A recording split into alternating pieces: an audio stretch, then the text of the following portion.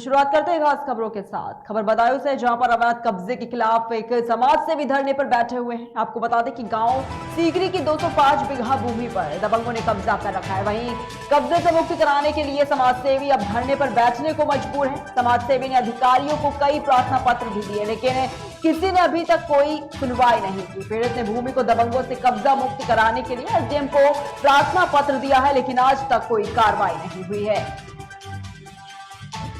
तहसील के ग्राम सीकरी का जी, तो क्या मामला, पूरा मामला क्या है? 205 बीघा पशु चारागाह की भूमि थी। उस पर हमने गौशाला के संचालन के लिए एक संसाधन खोजा कि अगर उससे अवैध कब्जा हट जाए तो एक हमारे गांव की जो गौशाला है वो हमारे ही अन्न के त्याग के उपलक्ष्य में स्थापित हुई है, तो उसका संचालन होता रहेगा, किसानों को भी फायदा होगा। कब्जा किस किस का उस पर? उसमें जो समीपस्थ गांव है उन लोगों का कब्जा है। कौन कौन से गांव आते हैं? जैसे नदी के पार में अब सीकरी के कुछ लोगों का कब्जा है, कुछ का मन्नू नगर वालों का है, गल्ला वालों का, इस तरीके से गाँवों का कब्जा है। पर मुझे नहीं मालूम कितना किसका कब्जा है। तो बाकी आप अनशन पर कब से बैठे हुए हैं? हमने 16 अगस्त से तो अन्न का त्याग किया हुआ है। 16 अगस्त से हमने अन्न नहीं खा रहे हैं जी, और 29 अगस्त से हमने अनशन पे बैठे हैं। 29, 30 से 31 का हमारा अनशन का प्रोग्राम था। 30 सितंबर अगस्त को हमारी कुछ भारतीय जनता पार्टी के शीर्ष विधायक यहाँ पर आए, उन्होंने अनुरोध किया। अब वो हमारे बुजुर्ग थे, उनके अनुरोध को हमने स्वीकार करते हुए 5 सितंबर तक अपना अनशन एक्सटेंडेड कर दिया है। तो तहसील में कितना समय हो गया अनशन करते हुए? तहसील में आज हमारा चौथा दिन है। चौथे 4 दिन हो गए। 4 दिन के अंदर अंदर कोई आया आपके पास? हमारे पास में 2 तारीख को एसडीएम महोदय आई थी और नायब तहसीलदार महोदय आए थे। इन्होंने आपको क्या अनुशासन दिया? आश्वासन ये दिया, वो तो केवल जो लेखपाल उनको मिसगाइड करके जो उनको बता देता, बस उसी बात पे होती थी। पैमाइश हो गई, अगर पैमाइश हो गई तो वो हमें रिकॉर्ड दिखाएं किसके सामने हुई है, ग्राम प्रधान के सामने, ग्राम की जो सदस्य हैं उनके सामने, उनके हस्ताक्षर युक्त हमें लेटर दिखाएं, ये उनके सामने हुई। तो देखा आपने, ये बदायूं से आपको खबर बता, जहां पर अवैध कब्जे के खिलाफ एक समाज सेवी धरने पर बैठा हुआ है। साथ ही ये भी बता दें कि गांव सीकरी के 250 बीघा की जो जमीन है उस पर दबंगों ने कब्जा कर लिया है। लगातार आपको बता दें कि न्याय की गुहार भी लगाई जा रही है, लेकिन बड़ा सवाल ये उठता है कि अभी तक इस पूरे मामले को लेकर कोई जो कार्रवाई है वो नहीं की जा रही है। और इसी खबर पर ज्यादा जानकारी के लिए हमारे साथ हमारे संवाददाता ज्ञान सिंह यादव फोन लाइन पर जुड़ चुके हैं। ज्ञान, आपसे आना चाहूंगी, जिस तरीके से मामला सामने आया है कि अवैध कब्जे के खिलाफ जो समाज सेवी है वो लगातार धरने पर बैठे हुए हैं, लेकिन उनका जिस तरीके से ये कहना है कि कोई कार्रवाई जो है वो नहीं हो रही है इस मामले में, क्या कुछ पूरी जानकारी मिल पा रही है? जी मैडम, उनका कहना सही है जी। ये मामला बदायूं जिला के बिचौली तहसील में एक गांव पड़ता है सीकरी, उसमें 205 बीघा भूमि को दबंगों ने कब्जा कर लिया है। उस जमीन को कब्जा मुक्त कराने के लिए प्रदीप उपाध्याय एडवोकेट एवं कवि हैं और 4 दिन से भूख हड़ताल पर बैठे हैं जी। जो कि एसडीएम साहब के कानों के बराबर में बैठे हुए हैं भूख हड़ताल पर, लेकिन उन पर कोई असर नहीं पड़ रहा है। बार बार कई अधिकारियों से प्रार्थना पत्र दे दिया है, लेकिन अभी तक कोई कार्रवाई नहीं की है। उसमें बताया जा रहा है कि 93 बीघा 112 बीघा जमीन जो मुक्त करा दी गई है उसे पेशगी पे उठवा दिया है एसडीएम साहब ने, लेकिन वो भी कब्जा मुक्त नहीं हुई अभी। जी ठीक है ज्ञान, क्योंकि आप जिस तरीके से बता रहे हैं कि लिखित में कहीं ना कहीं जो शिकायत पत्र है वो भी लगातार पीड़ित कई बड़े अधिकारियों को भी दे चुके, लेकिन उसके बावजूद जो ये अधिकारी है, ये जो प्रशासन है, वो कोई भी कार्रवाई नहीं कर रहा है। लेकिन अज्ञान, ऐसे में एक बड़ा सवाल ये भी खड़ा होता है कि आखिर इसके पीछे की वजह क्या है, क्योंकि जिस तरीके से कई बार पीड़ित ने शिकायत पत्र भी दिया है, लेकिन उसके बाद आखिर क्यों जो कार्रवाई है वो रुकी पड़ी है?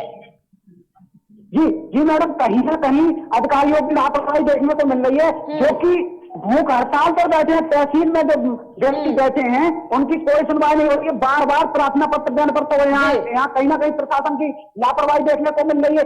और इस मामले को लेकर हमने एसडीएम साहब से बात करनी चाहिए तो वो कुछ बोलने को तैयार नहीं है और पत्रकारों से ना ठीक से बात करती हैं और ना जनता से समय दे पा रही है। जी मैम। ठीक है अज्ञान, लेकिन ये जानना चाहूंगी जिस तरीके से आप अभी कह रहे हैं कि जो एसडीएम है वहां के उनसे भी लगातार बात करने की कोशिश की गई इस पूरे मामले को लेकर, लेकिन वो कुछ भी कहने से इनकार कर रहे हैं इस पूरे मामले में। लेकिन क्या और कई बड़े अधिकारी से कोई बात हुई किसी तरह की, क्या कुछ कहना है उनका इस मामले को लेकर? जी मैम, जिस अधिकारी के पास से बात करनी चाहिए इस मामले को लेकर हर अधिकारी ने इग्नोर कर दिया है इस मामले को लेकर। ठीक है, लेकिन क्या किसी तरह का कोई आश्वासन जो है वो पीड़ित को मिल पाया है? जी मैडम, अनुशासन दिया है कि जल्द से जल्द इस भूमि का निस्तारण किया जाएगा, जल्द से जल्द कब्जा मुक्त किया जाएगा। जी ठीक है, बहुत बहुत शुक्रिया आपका हमारे साथ जुड़ने के लिए और तमाम जानकारी साझा करने के लिए। तो बदायूं से आपको एक खबर बता रहे थे जहां पर अवैध कब्जे के खिलाफ एक समाजसेवी धरने पर बैठा हुआ है। वहीं आपको यह भी बता दें कि गांव सीकरी की 205 बीघा भूमि पर दबंगों ने कब्जा कर लिया है और इसी पर जिस तरीके से भी हमारे संवाददाता भी इस पर जुड़े हुए थे और उन्होंने तमाम जानकारी साझा की और यह भी बताया कि किस तरीके से जो वहां के अधिकारी हैं लगातार एसडीएम से भी बात करने की पूरी कोशिश की गई, लेकिन इस पूरे मामले को लेकर कुछ भी कहने से जो अधिकारी है वो नहीं कह पा रहे हैं। वहीं रुक करेंगे अगली खबर की ओर। खबर मध्य प्रदेश के सीहोर से, जहां पर जिले के प्रबंध संचालक वीर रश्मि ने आष्टा प्रवास के दौरान अनाज मंडी का औचक निरीक्षण किया है। वहीं सभी शाखाओं और कृषि बाजार संबंधी सभी संचालन व्यवस्थाओं के बारे में जायजा भी लिया। प्रबंध संचालक वीर रश्मि व्यापारियों को इन नीलामी और कृषि बाजार की ऑनलाइन विपणन प्रक्रिया को नजदीक से समझाते हुए जरूरी दिशा निर्देश देते हुए नजर आए। वहीं खबर मथुरा से, जहां पर रामलीला कमेटी ने 4 नावों को संचालित किया है। आपको बता दें कि ऋषि पंचमी के शुभ अवसर पर भगवान राम की कार्य के लिए बनाई गई 4 नावों को गंगा में उतारकर शुरुआत कर दी गई है। वहीं नौकाओं के पूजन के बाद संतों को नौका विहार के साथ चारों नौकाओं को विधिवत संचालित किया है, जिसके बाद घाट के संतों ने रामलीला कमेटी की सराहना करते हुए कमेटी के कार्यों की प्रशंसा की है। देखिए, नौका विहार की जो परंपरा है गोवर्धन क्षेत्र के अंदर बहुत पुरानी परंपरा है, बड़ा पुराना इतिहास है। यहाँ पर मानसी गंगा में विभिन्न प्रकार की लीलाएं होती आ रही हैं बड़े पुरातन समय से। वो बीच में जब नौकाएं सब जीर्ण शीर्ण अवस्था में हो गई थी, सारी नौकाएं समाप्त हो गई थी। अब दोबारा पुनः वर्तमान रामलीला कमेटी ने वही पुरानी परंपरा को दोबारा से जीवंत करने के उद्देश्य से हम लोगों ने 11 नावों का निर्माण करने का प्रयास किया है और अभी ये 6 नाव आज हमने इसमें उतारी हैं और धीरे धीरे करके पर्यटन की दृष्टि को देखते हुए भी, दूसरा धार्मिक व्यवस्था को देखते हुए भी हम इसमें आगे चल के यात्रियों को बैठाएंगे साथ में और जितनी भी हमारी रामलीला कमेटी के माध्यम से जितनी लीलाएं होती हैं प्रभु की, वो सारी लीलाओं को पुनः जीवंत करने का प्रयास किया जाएगा। वहीं मथुरा के गोवर्धन क्षेत्र में मांस बिक्री के विरोध में स्वर्ण आर्मी सेना और महाकाल रक्षा सेना ने एसडीएम को ज्ञापन सौंपा है। आपको बता दें कि उत्तर प्रदेश के मुखिया योगी आदित्यनाथ द्वारा ब्रज क्षेत्र में मांस बिक्री को पूरी तरीके से बंद कर दिया गया था, लेकिन इसके बावजूद भी गोवर्धन क्षेत्र के कुछ इलाकों में मांस बिक्री का कार्य धड़ल्ले से चलता हुआ नजर आ रहा है, जिसको लेकर उप जिलाधिकारी को ज्ञापन देकर मांस की बिक्री बंद करने की मांग की गई है। और गोवर्धन में जैसा कि योगी जी के द्वारा मांस बिक्री बिल्कुल ही पूर्णतः बंद कर दी गई है, परंतु कुछ जगह अभी भी ऐसी हैं जहां पर काफ़ी मात्रा में मांस मीट के सारे बिक्री हो रही है। जगह चिन्हित करके एसडीएम साहब को ज्ञापन दिया गया है और ज्ञापन एसडीएम साहब के द्वारा बताया गया है कि राधाष्टमी के बाद इन पर उचित कार्रवाई की जाए। ठाकुर गुलाब सिंह तोमर, स्वर्ण आर्मी जिला उपाध्यक्ष हूँ और हमारी सारी टीम ने महाकाल सेना के जिलाध्यक्ष हैं हमारे भाई सीताराम जी, हमने ज्ञापन दिया जिला अधिकारी जी को।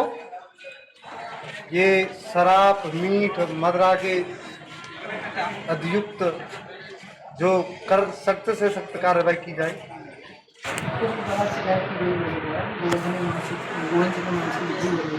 इसकी जांच कराई जाएगी। नगर पंचायत टीम द्वारा पुलिस द्वारा जैसा है हमारे जो क्षेत्र के अनुसार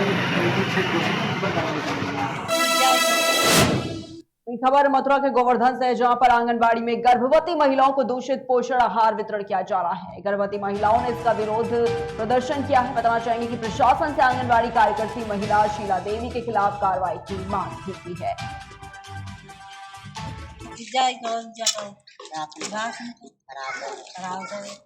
खराब दूध की राशन कौन है आंगनबाड़ी आपकी? क्या कह देती है फिर आप? तो आपने बोला नहीं इससे बीमारी फैलेगी?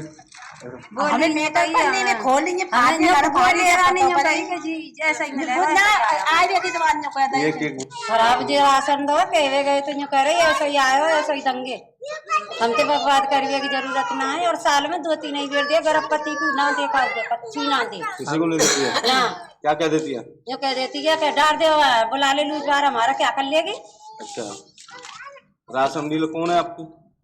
सीला है और वो सरकारी हॉस्पिटल से मुंडोसी निवाग है मैडम। अच्छा, क्या कह देती है वो आपसे? ऐसे कहते मैडम बिन्ने तो बोले ना दे सीला पीला खुदा ही बोले न कोई गर्भवती को दे रही न कोई कच्चू दे रही। कितने दिनों में राशन मिला आपको? कितने दिनों में राशन मिला? साल में 3 बार। वहीं खबर मथुरा से है, जहां पर आंगनबाड़ी सुपरवाइजर और आंगनबाड़ी कार्यकर्ता ने फर्जी साइन कर एक अन्य आंगनबाड़ी महिला की बीएलओ में ड्यूटी लगा दी और ये सब सुपरवाइजर की मदद से किया जा रहा है। आपको बता दें कि निर्वाचन आयोग के अनुसार सर्वे के मुताबिक ही बीएलओ की ड्यूटी लगती है और यहां ममता अग्रवाल ने अपनी ड्यूटी हटवाने के लिए कुसुमलता के फर्जी साइन भर डाले, मगर कुसुमलता ने सारा फर्जीवाड़ा खोल डाला। अब देखना होगा कि इन फर्जी साइन वाली इन मोहतरमा के खिलाफ प्रशासन क्या कदम उठाता है। ममता अग्रवाल है जो बड़ी कोसी से 75 किलोमीटर से सेंटर पे 2 दिन तो आती है, एक टीकाकरण वाले दिन एक राशन बांटने के दिन, बाकी का राशन पता नहीं क्या करती है हमको तो। और बीएलओ कार्य करती है, दूर से आने की वजह से अपनी ड्यूटी कटवाने के लिए मेरा नाम और कुसुमलता आंगनवाड़ी के फर्जी हस्ताक्षर करके एप्लीकेशन तहसील में दे के आई है। उसी पे पूर्णिमा पांडे मैडम है, उन्होंने फर्जी हस्ताक्षर पर साइन किए हैं, जबकि बड़ी कोसी से आने के कारण पूर्णिमा मैडम ने उनकी ड्यूटी कटवाने के लिए फर्जी हस्ताक्षर पर अपने साइन करके और तहसीलदार जी के लिए एप्लीकेशन दिलवाई है तहसील में। आपकी ड्यूटी लगवा रही थी? हाँ, मेरी ड्यूटी बीएलओ, जबकि निर्वाचन आयोग में किसी आंगनवाड़ी की सर्वे अनुसार ड्यूटी नहीं लगाई जाती है। ये बात मैडम ने लिखी है एप्लीकेशन में कि जिसकी सर्वे है उसी को ड्यूटी दी जाए, जबकि बहुत सी बीएलओ है हमारे यहाँ, 4-5 बीएलओ हैं, उनकी सर्वे में ड्यूटी नहीं लगी है। जैसे एप्लीकेशन पे जो साइन हो रहे हैं उसके बारे में क्या कहना चाहोगे? ये मेरे साइन नहीं है, मैंने कोई साइन नहीं किए, किसी और ने किए, उसी की जिम्मेदारी है ये। नहीं, कल को आपको कोई साइन करके फर्जी भी फंसा सकता है, तो ये जिसने ये एप्लीकेशन लिखी उसी की जिम्मेदारी होगी। वहीं खबर बरेली से है, जहां पर नगर फतेहगंज पूर्वी में कई सालों से श्री आदर्श रामलीला मंच का आयोजन किया जाता है, जिसकी जिम्मेदारी हर साल खुली बैठक में नगर वासियों की उपस्थिति में नया अध्यक्ष नियुक्त कर सौंपी जाती है। लेकिन इस बार बगैर बैठक किए ही कई दावेदारों के द्वारा अध्यक्ष बनने और बनाने के दावे पेश किए जा रहे हैं, जिसको नागरिकों ने अवैध बताते हुए प्रशासन से खुली बैठक कर अध्यक्ष चुने जाने की मांग की है। बरेली से इस समय हम जनपद बरेली के फतेहगंज पूर्वी पहुंचे हुए हैं। यहाँ पर जो है बताया जा रहा है काफ़ी समय से जो है रामलीला कमेटी अध्यक्ष को लेकर के जो है लगातार जो है विवाद चल रहा है। एक पक्ष अपने आप को अध्यक्ष बताता है तो दूसरा पक्ष भी अपने आप को अध्यक्ष बता रहा है। मामला क्या है, आज हम ये जानने के लिए फतेहगंज पूर्वी पहुंचे हुए हैं, जहां पर हमारे साथ काफ़ी नगरवासी मौजूद हैं। हम उससे आज बात करते हैं कि किस तरीके से यहाँ पर रामलीला कमेटी का अध्यक्ष नियुक्त किया जाता है और कैसे रामलीला कब तक कराई जाती है। ये जो बनाया गया है अध्यक्ष, क्या वो गलत है या सही है, इसका फैसला जनता करेगी। आज हम उनके बीच पहुंचे हुए हैं और उनसे बात करते हैं किस तरीके से रामलीला यहाँ पर किया जाता है और कराया जाता है और अब तक कौन अध्यक्ष बना है, कैसे बना है, उनके बारे में आज हम पूछेंगे। ये आपके यहाँ रामलीला अध्यक्ष बनाने के लिए क्या प्रक्रिया अपनाई जाती है, कैसे अध्यक्ष बनाया जाता है? हमारे यहाँ रामलीला अध्यक्ष चुनने के लिए खुला मीटिंग होती है, उसमें जो पब्लिक मेला अध्यक्ष चुना जाता है वही रामलीला करता है। तो यहाँ जो इस समय अध्यक्ष अपने आप को बता रहे हैं, दो पक्ष जो है आपस में भिड़ रहे हैं और अब तीसरा पक्ष भी सामने आ रहा है कि आज वो अध्यक्ष बनाए गए हैं लल्लन वाल्मीकि जी, तो क्या कहेंगे इस बारे में? वो तो गलत है, जब तक हमारा पुराना अध्यक्ष इस्तीफा नहीं देता और पब्लिक उसको चुनती है वही अध्यक्ष मेला कराएगा और नहीं चुनती है तो पुराना ही अध्यक्ष मेला कराएगा। तो आप लोगों की क्या मांग है, कैसे अध्यक्ष बनाया जाए? हमारा मांग ये है कि हमारी खुला मीटिंग हो और हमारा अध्यक्ष चुना जाए। खुली मीटिंग कराई जाए, खुली मीटिंग प्रशासन द्वारा, उसमें अध्यक्ष बनाया जाएगा, वो मेला कराएगा। ठीक है, यहाँ पर अभी हमारी नागरिकों से बात हुई है, उनका कहना है कि यहाँ पर खुली मीटिंग कराई जाए और खुली मीटिंग करा करके जो अध्यक्ष नियुक्त किया जाता है जनता द्वारा वही मेला कराने का हकदार है इसलिए, और जो अभी तक दावे कर रहे हैं अध्यक्ष बनने के वो एकदम गलत और बेबुनियाद हैं, ऐसा जो है कहना यहाँ नगर जनता का है। प्रशासन से मांग करते हैं वो कि यहाँ पर जो है खुली बैठक कराई जाए और पुलिस प्रशासन के मध्य में कराई जाए ताकि कोई भी खुरापात न कर पाए। खबर बहराइच से है, जहां पर घाघरा नदी के बढ़ते जल स्तर ने लोगों की समस्या बढ़ा दिया है। आपको बता दें कि बहराइच के चुराई पूर्वा क्षेत्र में हो रही कटान से घाघरा विकराल रूप लेती जा रही है। वहीं बीते कई वर्षों से नदी में शांत बह रही थी, लेकिन अब घाघरा ने अपना रौद्र रूप दिखाना भी शुरू कर दिया है। लगातार हो रही कटान में कई खेत भी नदी में बह गए। नमस्कार, हम मौजूद हैं बहराइच जिले के महसी क्षेत्र में। आपको बता दें इस वक्त हम चुराई पूर्वा में मौजूद हैं और यहाँ पे जो है इस वक्त कटान जो है शुरू हो चुकी है। और यहाँ पे जो है आपको बता दें कि इस वक्त अगर कुछ समय पहले की बात की जाए, इस वक्त में बहुत ज़्यादा जो है नदी का विकराल रूप होता था। और अगर इस वक्त की हम बात करें तो आप हमारे पीछे देख सकते हैं कटान इस वक्त शुरू हो चुकी है और यहाँ पे जो है लोगों का जो है काफ़ी ज़्यादा जो है गन्ना या धान की बात करें वो भी कट चुका है। और हमारे साथ में आप देख सकते हैं, हम आपको दिखाना चाहेंगे कि नदी ने किस तरीके से विकराल रूप लेना शुरू कर दिया है। और यहाँ पे जो है नदी की आवाज़ भी आपको सुनाई पड़ रही होगी, किस तरीके से जो है विकराल रूप लेना शुरू कर दिया। आपको बता दें कि 6 वर्षों के बाद जो है यहाँ पे इतना ज़्यादा जो है कटान देखने को मिल रहा है। और अगर बाढ़ की बात करें तो यहाँ पे अभी तक बाढ़ का कोई माहौल देखने को नहीं मिला है। फिलहाल कटान यहाँ पे शुरू है। हमारे साथ में एक दादी जी मौजूद हैं, हम इनसे बात करने की कोशिश करेंगे। दादी, आपका क्या नाम है? मालती जी। आप ये यहाँ पे कटान हो रही है।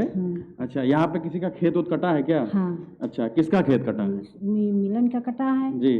जगदम्बा क्या कटा है। ये कटान कितने दिन से अभी स्टार्ट हुई है? ये आज होगी 5-6-7 दिनों से कटान हो रही है जी। जैसा कि आपने सुना कि दादी ने बताया कि यहाँ पे 5-6-7 दिनों से कटान शुरू है और आज जो है नदी ने कुछ भयंकर रूप ले लिया है और कटान जो है बहुत तेजी से जो है बढ़ गई है। कटान बहुत तेज़ी से बढ़ गई है और जो है गांव की तरफ जो है बढ़ती हुई जा रही है और लोगों की चिंताएं बढ़ा दी है।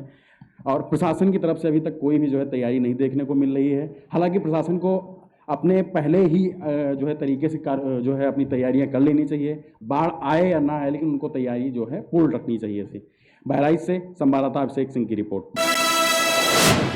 वहीं खबर मध्य प्रदेश के रीवा से है, जहां पर रीवा पुलिस को एक बड़ी सफलता हाथ लगी है। आपको बता दें कि रीवा पुलिस अधीक्षक और पुलिस अधीक्षक मऊगंज के निर्देशन पर पुलिस टीम ने अवैध नशा कारोबारी और 25,000 का इनामी आरोपी को गिरफ्तार किया है। अवैध नशे की कारोबारी काफी समय से नशा के कारोबार में होने और कई प्रकरणों में संलिप्त के चलते फरार थे। वहीं आपको बता दें कि आरोपी पर अलग अलग धाराओं में मुकदमा भी दर्ज है। साथ ही कई प्रकरणों में 25,000 रुपए का इनाम भी रखा गया था। वहीं आरोपी के खिलाफ थाना मऊगंज, नई गढ़ी और लौर में कई अपराध भी दर्ज बताए जा रहे हैं। रीवा पुलिस अधीक्षक महोदय और एडिशनल एसपी मऊगंज के मार्गदर्शन में कल एक टीम का गठन किया गया था। उस टीम में मैं, थाना प्रभारी लौर, थाना प्रभारी मऊगंज की टीम गठित की गई और इस क्षेत्र के लंबे समय से फरार चल रहे सातिर अपराधी दिनेश उर्फ दहलोल साकेत को कल हमारे द्वारा गिरफ्तार किया गया, जो लगभग 25,000 का इनामी है। और इसके द्वारा पूरे क्षेत्र में लंबे समय से नशीली कप सिरप का व्यापार किया जा रहा है, तस्करी की जा रही है। इसके लिए लंबे समय से कई बार पुलिस के द्वारा दबिश दी गई, लेकिन इसका बड़ा नेटवर्क, इसीलिए ये मौके से फरार हो जाता था। इसीलिए हमने एक नई रणनीति बना के इसको घेराबंदी किया और घेराबंदी करते समय ये अपने घर से भागने का इसने काफ़ी प्रयास किया, लेकिन हमारे स्टाफ के द्वारा इसको खेत में दौड़ा के पकड़ा गया और पकड़ने के बाद में विधिवत इसके घर की तलाशी ली गई और तलाशी के दौरान में वहाँ से हमें कुल 140 सीसी कोरेक्स 2 अलग अलग कंपनियों की प्राप्त हुई, जिसकी विधिवत जब्ती की गई। इसमें पुलिस अधीक्षक रीवा के द्वारा पूरी टीम को प्रशंसा दी गई है और साथ में भविष्य में उचित इनाम दिए जाने का भी आश्वासन दिया गया है। साथ में इसमें एसपी साहब ने मुखबिर जो कि इसमें लगातार सहयोग कर रहे थे, उनको भी प्रशंसा देने का घोषणा। खबर मथुरा से है, जहां पर आईजी रेंज आगरा और एसएसपी मथुरा ने बरसाना पहुंचकर विश्व प्रसिद्ध राधा रानी मंदिर पर सुरक्षा व्यवस्थाओं का जायजा लिया है। आपको बता दें कि 3 और 4 सितंबर को बरसाना में राधा अष्टमी पर्व को लेकर खुशी का माहौल है।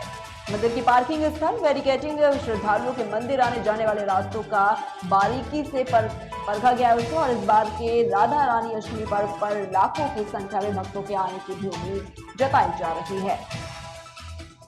देखिए, आज आईजी आगरा महोदय जो है, अभी जो आगामी राधा अष्टमी जी का त्यौहार है उसको लेकर यहाँ आए थे। उनके द्वारा सभी पार्किंग व्यवस्था, बैरिकेडिंग, कस्बे की व्यवस्थाएं, मंदिर की व्यवस्थाएं, मंदिर पे कंट्रोल रूम की व्यवस्थाएं, सभी चीज़ों को चेक किया गया, सभी चीज़ों को उनके द्वारा परखा गया। उसके बाद सर ने भी अपने कुछ सुझाव दिए जिनका इनकॉर्पोरेशन हम लोग अभी करा रहे हैं। इसके अलावा जो भी व्यवस्थाएं हैं, व्यवस्थाएं ठीक हैं, किसी प्रकार की कोई समस्या नहीं है। कुछ और चीज़ें और ब्रीफिंग के लिए और सारी चीज़ों के लिए कहा गया, जो कि समयबद्ध तरीके से पुलिस के द्वारा यहाँ करी जाएंगी।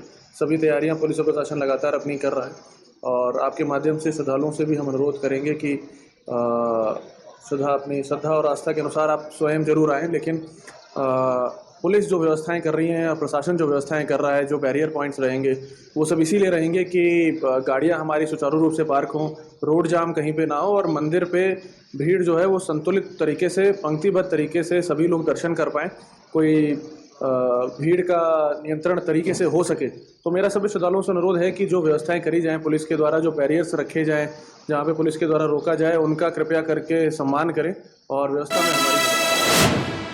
एक छोटे से ब्रेक के लिए जल्द हाजिर होंगे।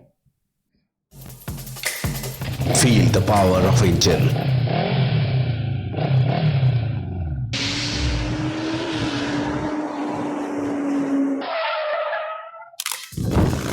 Baco lubricant, ready to dry.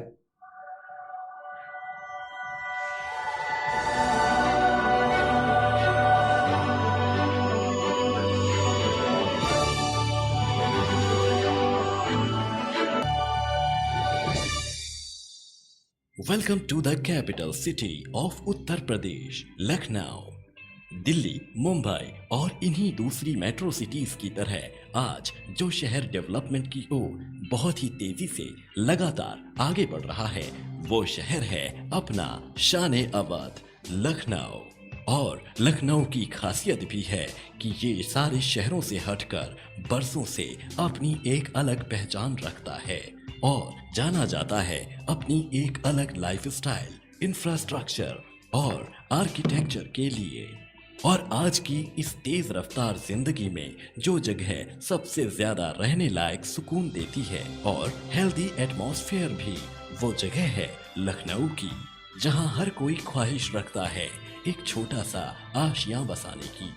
आपकी इसी ख्वाहिश और लाइफस्टाइल का ख्याल रखते हुए Vikas Vihar developers and constructions private limited लेकर आए हैं लखनऊ का सबसे आकर्षक प्रोजेक्ट